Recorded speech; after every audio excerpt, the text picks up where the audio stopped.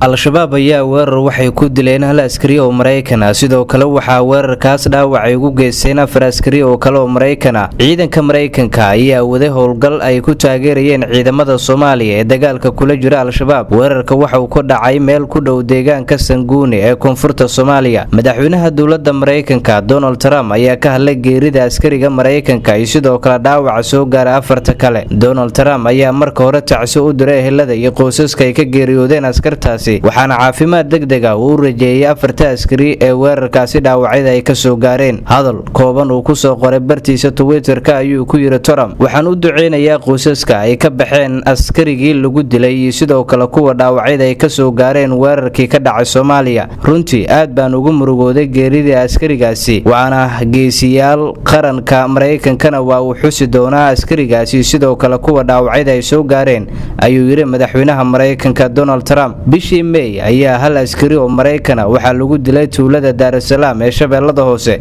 Askarigaas ayaa noqday kii ugu horeeyay ciidan Mareykan ah loogu dilo Soomaaliya tan iyo sanadii 1993 xilligaas oo la soo riday diyaaradii ciidamada Mareykanka ee nuuceedu ahaa Black Hawk. Shabaab ayaa kordhiyay weerarada ay ku qaadayaan ciidamada dowladda iyo sidoo kale kuwa kale ee kaabaya bisha barakeysan ee Ramadaan inta lagu guda jiro, waxaana tiro dhowr jeer Shabaab weerar ay ku qaadeen fariisimo ciidamada dowladda iyo kuwa amisom ay ku leeyihiin deegaanada dhaca gobolada dalka. Sharmaake Maxamuud Xuseen, Kalson TV, Muqdisho.